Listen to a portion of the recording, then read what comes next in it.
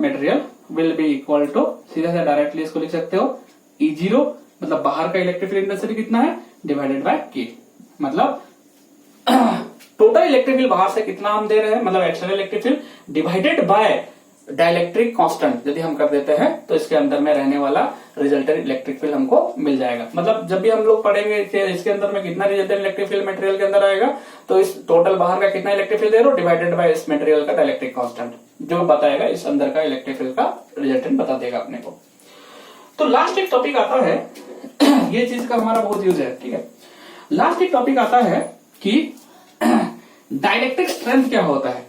Dielectric strength का मतलब होता है कोई भी एक डाइलेक्ट्रिक को हम यदि एक्सटर्नल इलेक्ट्रिक फील्ड में दे रहे हैं और बाहर से मैं इलेक्ट्रिक फील्ड का स्ट्रेंथ बढ़ाते जा रहा हूं, तो होगा क्या, ये जो ये है तुम्हारा क्या बोलते हैं कि डाइलेक्ट्रिक है वो जरा सा बेंड होना शुरू होगा, एक समय ऐसा आएगा कि सारे का सारे डाइपोल जो है एक पैरेलल अलाइनमेंट हो जाएगा। लेकिन फिर भी मैं बाहर से स्ट्रेंथ बढ़ाते जा रहा हूं, तो एक गिवन स्ट्रेंथ के बाद से होगा ये कि यहाँ पे जो सरफेस के आसपास रहने वाला जो मॉलिक्यूल्स रहेंगे उसमें से क्या होगा, नेगेटिव चार्ज, मतलब सिंपली जो एटम सरफेस में रहा होगा उस एटम से इलेक्ट्रॉन क्या होगा बाहर निकल जाएगा due to the heavy electric field जो कि हमने बाहर से दे रहे हैं। यदि बहुत ज्यादा इलेक्ट्रिक फील्ड देना शुरू करेंगे, धीरे धीरे करके फील्ड का स्ट्रेंथ बढ़ाते जा रहा है बाहर से, तो धीरे धीरे करके इसका अलाइनमेंट होना शुरू हो जा रहा है और फाइनली इसके ऊपर में डाइपोल लोग के ऊपर में काफी ज्यादा फोर्स भी काम कर रहा है। देखो तो ये क्या करेगा, नेगेटिव चार्ज को अपने साइड खींचना चाहेगा, पॉजिटिव साइड को उस साइड भगाना चाहेगा। तो एक गिवन इलेक्ट्रिक फील्ड इंटेंसिटी के बाद से क्या होता है, ये जो होता है सरफेस में रहने वाला सारा नेगेटिव इलेक्ट्रॉन, जो नेगेटिव मतलब जो इलेक्ट्रॉन्स होते हैं वो एक साइड खींचना शुरू हो जाते हैं और पॉजिटिव चार्ज उस साइड खींचना शुरू हो जाता है। मतलब मैं बोल सकता हूं कि given strength of electric field में होगा ये कि सारे जो मॉलिक्यूल्स रहेंगे सरफेस के पास में वो क्या होंगे, टूट जाएंगे। मतलब देखो यहाँ पे टूटने के साथ में आयनाइज्ड हो गए। मतलब सिंपली बोल सकता हूँ यदि मैं यहाँ पे एक मटेरियल लिया हूँ, मान लो H2O लिया हूँ, तो ये टूट करके O2 minus plus H plus ऐसा में कन्वर्ट हो जाएगा 2H प्लस, ये सब बनना शुरू हो जाएंगे।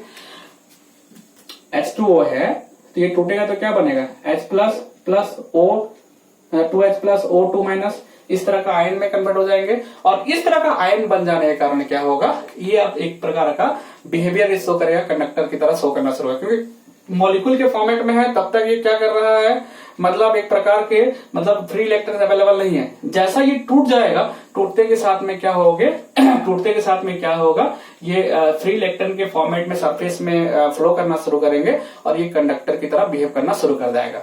मतलब जितना स्ट्रेंथ तक वो क्या करेगा, जितना स्ट्रेंथ का इलेक्ट्रिक फील्ड तक ये मटेरियल अपने आप को एज ए डाइलेक्ट्रिक बनाए रखेगा, मतलब इंसुलेटिंग बिहेवियर दिखाते रहेगा, तब तक ये क्या बोला जाएगा, मतलब तब तक हम बोल सकते हैं उस स्ट्रेंथ तक को हम बोलते हैं डाइलेक्ट्रिक स्ट्रेंथ। मैं फिर से बोल रहा हूँ, डाइलेक्ट्रिक मटेरियल जो है एक्सटर्नल इलेक्ट्रिक फील्ड में रखोगे तो धीरे धीरे करके क्या होगा, उसका जो मतलब डाइपोल लोगों का अलाइनमेंट होना शुरू हो जाएगा।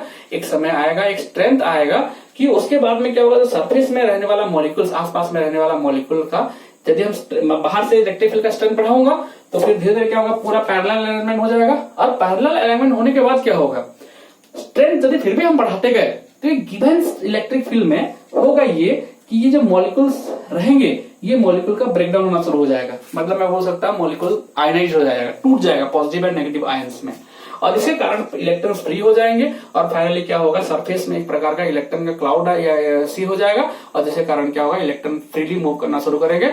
मतलब now it is behaves as a conductor.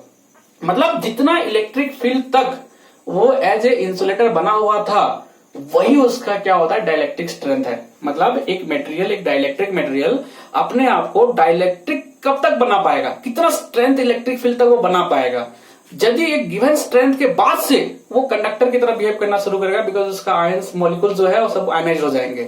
तो जितना इलेक्ट्रिक फील्ड तक वो क्या कर सकता है, अपने आप को मेंटेन कर सकता है एज ए डाइलेक्ट्रिक, वही मैक्सिमम इलेक्ट्रिक फील्ड को हम बोलते हैं डाइलेक्ट्रिक स्ट्रेंथ। तो dielectric strength is nothing but it has the same unit of electric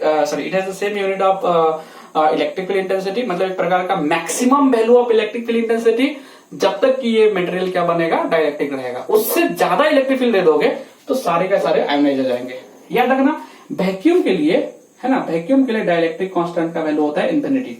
मतलब यदि मैं यहाँ पे वैक्यूम रखूं तो यहाँ पे क्या होगा, उसमें जितना भी स्ट्रॉन्ग इलेक्ट्रिक फील्ड दे दो वो कभी भी उसमें आयनाइजेशन पॉसिबल ही नहीं है।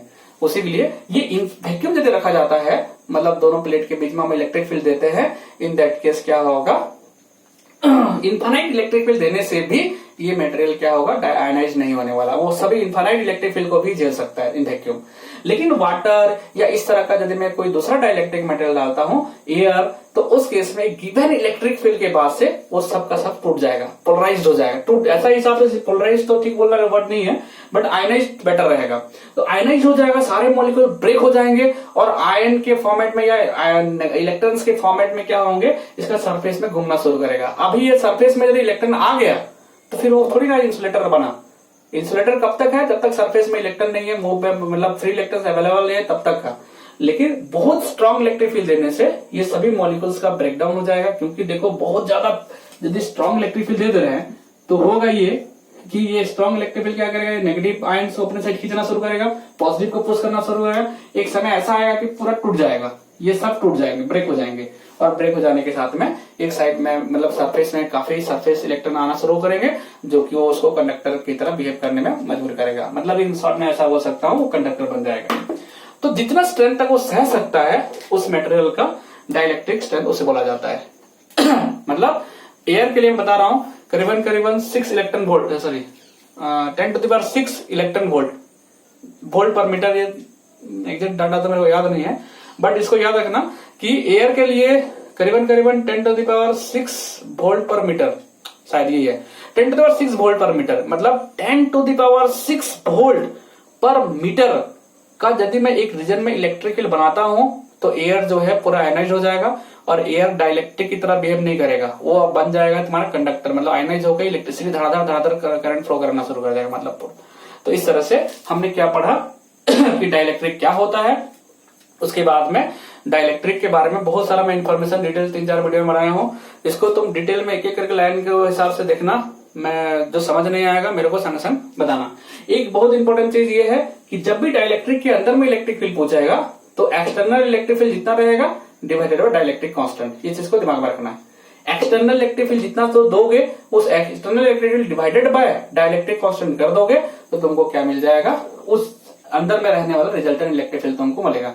तो resultant electric field inside the dielectric material is equal to the external electric field divided by dielectric constant. हर मटेरियल का अपना अपना डाइलेक्ट्रिक कांस्टेंट वैल्यू होता है। ओके, तो मतलब मैं बोल सकता हूं यहाँ पे ऑलरेडी लिखा था, electric field intensity observe at the inside the dielectric equals to external electric field divided by dielectric constant. तो ये चीज हमारा काफी काम आने वाला है और इस तरह से हमारा डाइलेक्ट्रिक से रिलेटेड जो भी टॉप कंसेप्ट था वो मैंने समझाया हुआ है। एक टर्म खाली ससेप्टिबिलिटी है, तो तुम वो रिलेशन खाली याद रख लेना। एक रिलेशन आता है ससेप्टिबिलिटी, तुमको मैग्नेटिज्म में डिटेल बताऊंगा क्योंकि वो मैग्नेटिक ससेप्टिबिलिटी होता है। यहाँ पे इलेक्ट्रिकल ससेप्टिबिलिटी बोल के तो ससेप्टिबिलिटी का कंसेप्ट समझ में नहीं आएगा, उसके लिए सिंपल होता है काय। ठीक है, वो कोर्सेज में भी नहीं दे रखा, लेकिन मैं इसको बाद में तुमको क्लास में बता दूंगा, जब मैग्नेटिक ससेप्टिबिलिटी पढ़ाऊंगा उसमें समझा दूंगा। तो काय इक्वल टू 1 प्लस के, ये रिलेशन खाली तुमको याद रख लेना है। Chi is called electrostatic susceptibility. Electrostatic susceptibility equals to 1 plus K is nothing but dielectric constant. तो याद रखना, ऐसा मैं गलत लिखा हूँ, सही लिखा हूँ, 2 मिनट रुक जा, सॉरी गलत लिख दिया हूँ, 2 मिनट माइनस होना चाहिए था, सही लिखा था नहीं, ठीक है। तो मैं लिख दे रहा हूँ के इक्वल्स टू 1 प्लस काय, शायद तक है, गलत लिखा था, एक बार देख लो अच्छे से। तो के इक्वल्स टू 1 प्लस काय, ये हमारा फॉर्मूला है। मतलब 1 प्लस काय सिंबल है, एक्स जैसा लिखते हैं इसको। तो 1 प्लस काय इक्वल टू है ना के फॉर होगा है तुम्हारा dielectric constant of the material. Dielectric का डाइलेक्ट्रिक कांस्टेंट के है और 1 कांस्टेंट वैल्यू जो भी है। और जो काय है, काय को बोलते हैं इलेक्ट्रोस्टैटिक ससेप्टिबिलिटी। ये ससेप्टिबिलिटी क्या होता है, इसको जब मैग्नेटिज्म में पढ़ाऊंगा उसको डिटेल बताऊंगा। ससेप्टिबिलिटी का मतलब होता है एक मटेरियल अपने आप को कितना उसका टेंडेंसी है कि पोलराइज कर पाए, उसका खुद का क्वालिटी। एक मटेरियल का खुद का क्वालिटी कि वो एक्सटर्नल, देखो कोई डाइलेक्ट्रिक को डालने से सेम इलेक्ट्रिक फील्ड है, लेकिन कोई डाइलेक्ट्रिक को डालने से ज्यादा पोलराइज हो जा रहा है। कोई मेटेरियल डाइलेक्ट्रिक को डालने से कम पोलराइज्ड हो रहा है, ये ज्यादा पोलराइज्ड होना या कम पोलराइज्ड होना ये खुद मटेरियल का ऊपर डिपेंड कर जाता है।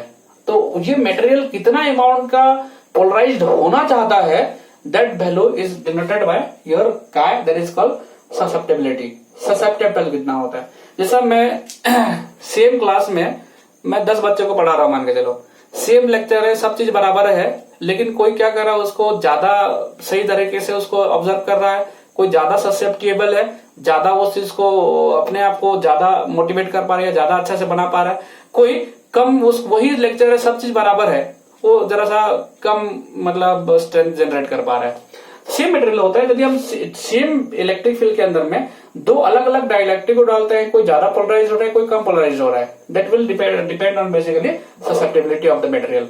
तो जिसका जितना ज्यादा ससेप्टेबल होता है वो उतना ज्यादा आसानी से पोलराइज होता है, जो जिसका ससेप्टेबिलिटी कम रहता है वो जरा सा कम पोलराइज होता है। इसके बारे में डिटेल में मैग्नेटिज्म में है, उतना कुछ खास नहीं है। तो ये खाली तुमको खाली रिलेशन में कभी कभी सवाल में कंफ्यूज करने के लिए दे देता है कि डाइलेक्ट्रिक कांस्टेंट नहीं दिया रहता है, ससेप्टेबिलिटी रहता है। ससेप्टेबिलिटी जितना वैल्यू दिया रहेगा +1 इक्वल टू के। अच्छा, यदि मैं बोला कि what is the susceptibility of vacuum, susceptibility vacuum होता है 0, क्योंकि 0 डाल देंगे तो के इक्वल टू 1 आ जाएगा, और मैं बताया था वैक्यूम के लिए के का वैल्यू 1 होता है। तो वैक्यूम के लिए के का वैल्यू 1 होता है, इसका मतलब साई का वैल्यू 0 होना चाहिए, तो उसका मतलब हो गया वैक्यूम का ससेप्टेबिलिटी 0 होता है। तो ये सब जरा ध्यान रखना, ठीक है। तो खाली ससेप्टेबिलिटी इलेक्ट्रोस्टैटिक ससेप्टेबिलिटी में ज्यादा कुछ खास नहीं है। तो यहां तक हमने जितना सीखा ये सब हमको आगे में जा करके काफी मदद करेगा कैपेसिटर का डिफरेंट प्रॉब्लम सॉल्व करने के लिए। प्लस कैपेसिटर बनाने के दौरान जब हम कैपेसिटर के अंदर डाइलेक्ट्रिक डालते हैं ऑफ डिफरेंट थिकनेस, तो उस समय उसके अंदर का फील्ड पता लगाने में काम आता है। तो तुमको अभी तक इतना समझाया, कंसेप्ट वाइज बताया, 8 पूरा 0 से स्टार्ट किया था, पूरा लास्ट तक बताया हूं। तो यदि फिर भी दिक्कत रहता तो डेफिनेटली बताना। और एक चीज याद रखना कि इस डाइलेक्ट्रिक मटेरियल के अंदर का इलेक्ट्रिक फील्ड इंटेंसिटी, बाहर का इलेक्ट्रिक फील्ड इंटेंसिटी में रिलेशन ये है कि अंदर का electric field intensity equal to होगा एक्सटर्नल इलेक्ट्रिक फील्ड कितना रह रहा है डिवाइडेड बाय उस मटेरियल का डाइलेक्ट्रिक कांस्टेंट।